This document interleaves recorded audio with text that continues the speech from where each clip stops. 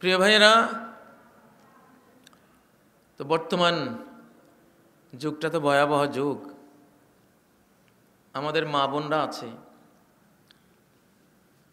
এই যুগে অমুসলিম জাহান, অমুসলিম বিশ্ব মুসলিমদের বিরুদ্ধে লড়তেছে বিসলাহিন নাইম, নরম অস্ত্র দিয়ে। এরা মুসলমানদেরকে একসময় ঘায়েল করত লোহার অস্ত্র দিয়ে, আগ্নেয়াস্ত্র দিয়ে। এখন মুসলিম জাতিকে ওরা ঘায়েল করে ফেলতেছে নরম অস্ত্র দিয়ে, অর্থাৎ মা জাতি দিয়ে, নারী জাতি দিয়ে। নারী জাতি দিয়ে মুসলিম সমাজটাকে দুর্ভেদ্য, ঈমানের দুর্লঙ্ঘ দুর্গ মুসলিম সমাজ। ব্রিটিশরা ২৫০ বছরেও আমাদের মা বোনদের পর্দা কেড়ে নিতে পারে নাই, যেটা ডিশ অ্যান্টিনা সহ মিডিয়াগুলো ঢুকে ৬ মাসে ওই কাজটা করে দিয়েছে। ঘরে ঘরে ঢুকে গেছে ফাসাদ। আজকের যে ভূমিকম্পটা হয়ে গেল, এই ভূমিকম্প হইল আধুনিক সভ্যতার ফল, আধুনিক সংস্কৃতির ফল, ওপেন লাইফের কুফল। ভূমিকম্প বারবার নাড়া দিচ্ছে। যেখানে যত নৈতিক করাপশন, জিনা ব্যভিচার, জিনা বলবেন, সেক্স বলবেন না। সেক্স বললে হারাম হালালের চেতনাটা আসে না, জিনা বললে আসে। ওয়ালা তাকরাবুজ জিনা, যে তোমার স্ত্রী নয় তার সাথে কোনো যৌনাচার চলবে না, কোনো চলবে না, হারাম, নিষিদ্ধ। আমি বলছিলাম ডিশ অ্যান্টিনা ৬ মাসে সে সর্বনাশ করে দিয়েছে, যেটা ব্রিটিশরা ২৫০ বছরেও পারে নাই। ওই তরুণ, ওই তরুণী কোনোদিন ঘর সংসারে সফল হবে না যারা সিনেমা দেখে, নাটক দেখে, সিরিয়াল দেখে। এরা কোনোদিন সংসার জীবনে সফল হবে না। হয় স্বামীকে রেখে স্ত্রী পালাবে, না হয় স্ত্রীকে তালাক দিয়ে স্বামী পালাবে। দো হাল সে খালি নেই। স্বামী আর স্ত্রী, আমি গতকাল এক মাহফিলে তথ্যটা দিয়েছিলাম। এই অনুষ্ঠানগুলি হলো কুড়াল, সংসার ভাঙ্গা কুড়াল। স্বামী স্ত্রী একান্তে যখন থাকে, মিলিত হয়, তাদের দাম্পত্য লাইফ শেষে ডোপামিন, অক্সিটোসিন হরমোন ব্রেন ছেড়ে দেয় আল্লাহর হুকুমে। এই ব্রেন আল্লাহর হুকুমে কাজ করে। স্বামী স্ত্রীর সম্পর্কের পরে পরেই আল্লাহ তাআলা একটা পুরস্কার দেন। তাদের ব্রেন থেকে ডোপামিন, অক্সিটোসিন হরমোন বের হয়ে তাদেরকে আনন্দে আপ্লুত করে তোলে, আবেগ ঘন করে তোলে, ভালোবাসার বাঁধনে উভয়কে বেঁধে রাখে। দাম্পত্য জীবনের যত শান্তি, যত সুখ, এগুলি তো বস্তুগত জিনিস। এই শান্তির পিছনে কাজ করে ডোপামিন হরমোন, অক্সিটোসিন হরমোনের মিক্সচারটা, এটা কাজ করে। এই জন্য অতীতকালের স্বামী স্ত্রীগুলি, একজনের বয়স ১২০, একজনের ১০০, এক বালিশে ঘুমায়। ১২০ বছরের বড়, ১০০ বছরের বুড়ি এক বালিশে ঘুমাইছে।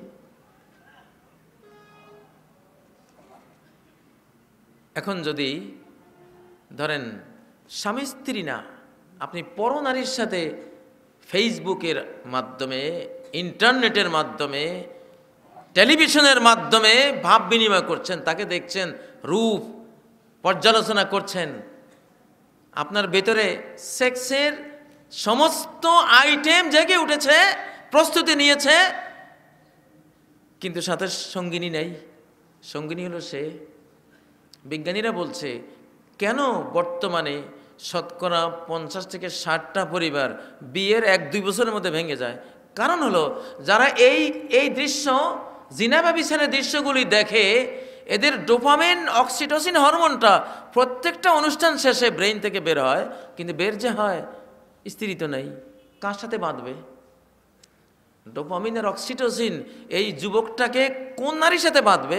তার জীবন সঙ্গিনী না, ও তো নাই, ও তো আরেক চৌকিতে ঘুমাচ্ছে, বাঁধবে এদের সাথে, কল্পিত সঙ্গিনীর সাথে। প্রতি রাত প্রতি অনুষ্ঠানের শেষে এই ডোপামিন অক্সিডেশনগুলো এই যুবকটাকে বাঁধে কল্পিত সঙ্গিনীর সাথে, আসল বাস্তব সঙ্গিনী থেকে ডিটাচ করে দিল, কাট অফ করে দিল।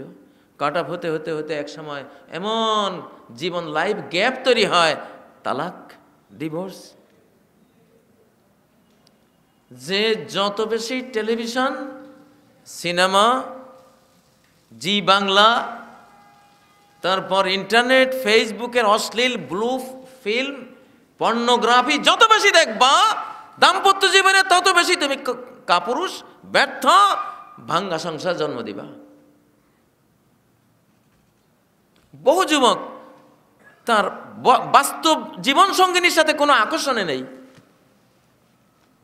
আপনারা মুরব্বীরা অনেকে জানেন না, আমরা তো এই জগতে থাকি না, মাঝে মধ্যে কানে এসে পড়ে, যেহেতু আমরা মিডিয়া জগতে কাজ করি। আমেরিকার এক যুবক বাংলাদেশের এক যুবতীর সাথে সেক্স করতেছে, সে আমেরিকায় বাংলাদেশে, কল্পনার সেক্স। দুজন ফেসবুকে রাত 1টায় একদম নেকেড ছবি নিয়ে, ও ওখানে এখানে। মানুষ তো তার কল্পনা দিয়ে, একজন মানুষ 65 বছরের, দুইজন মানুষ, দুইজনের বয়স 65, একজনকে দেখলে মনে হবে 35 বছর বয়স, আরেকজনকে দেখলে মনে হবে ঠিকই 65 বছর। কারণটা কি? কল্পনা। আমার বয়স, আমার যদি এই দাড়িগুলো না পাকতো, আপনারা মনে করতেন 35 বছর, বুঝতে পারবেন না। মানুষ যদি মনে করে আমি বুড়ো না, আমি যুবক, আমি তরুণ, আমি এভার গ্রিন, দেহের কলকবজাগুলি সেইভাবে রেডি হয়ে তাকে হরমোনের সাপোর্ট দেবে। তার ইমান, তার তাওয়াক্কুল, তার তার প্রিন্সিপালিত্ব, তার ব্যক্তিত্বের কারণে সে যদি মনে করে আমি বুড়ো না, আসলে 80 বছর পর্যন্ত সে যুবক থাকবে। আর যদি বলে আরে বয়স 60 বছর, আর রয়েছি নি কিছু, গেছি, যে এ তো যাওয়ার আগে চলে গেল, বুঝেন না? এখন এই যে কল্পনা যে কি ভয়াবহ, কল্পনার সেক্সে যুবকগুলিকে শয়তান ফাঁসি দিয়েছে। প্রকৃত মানবীয় যে সংসারগুলি আজকে সব মন্দা বাজারে চলে গেছে। কে বাঁচাবে এই তরুণদেরকে? একটা জিনিস দেখি, বাংলা জমিনে যেখানে যায় তরুণরা এই ওয়াজ মাহফিল, তাফসির মাহফিল এগুলি করে, আলহামদুলিল্লাহ, মনে একটু শান্তি লাগে যে আল্লাহ এই তরুণগুলিকে এই উসিলায় যাতে একটু ভালো রাস্তায় নিয়ে আসে।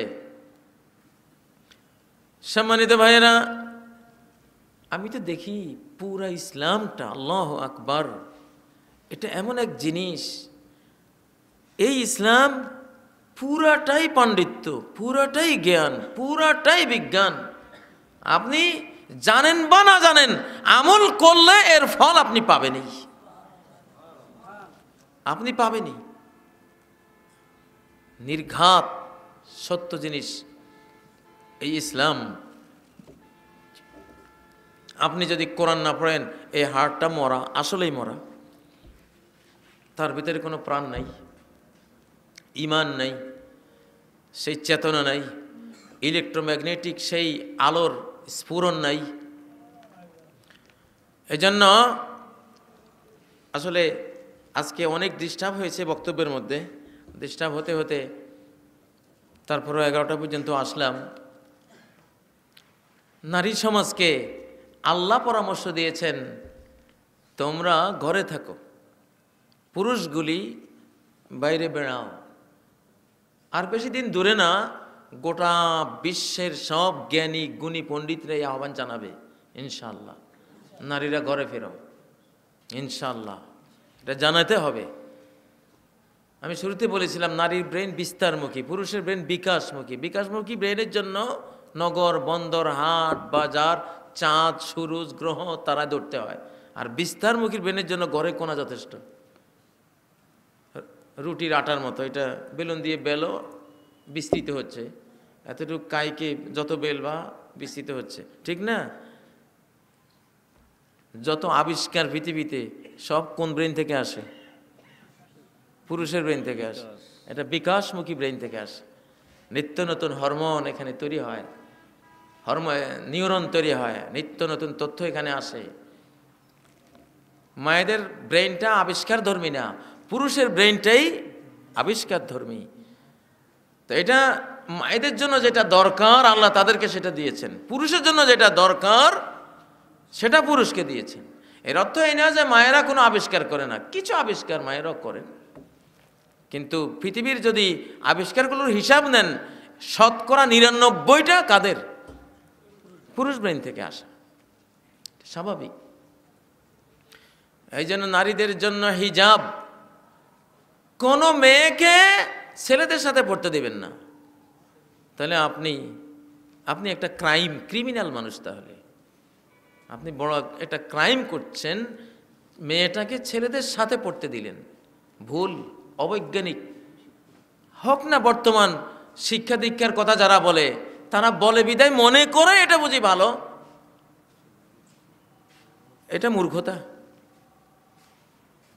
আমি একটা গবেষণা পড়েছি মার্কিন বিজ্ঞানী লিওনার্ডের, উনি বলছেন ছেলেরা ছেলেদের সাথে পড়লে যে উদ্ভাবনী শক্তি ছেলেদের ব্রেনে আসে, যেই প্রতিযোগিতামূলক যোগ্যতা তাদের অর্জিত হয়, ছেলেরা মেয়েদের সাথে বসলে কখনো সেই উদ্ভাবনী ব্রেন, সেই প্রতিযোগিতার মনোবৃত্তি ছেলেদের মধ্যে তৈরি হয় না, মেয়েদের মধ্যে তৈরি হয় না।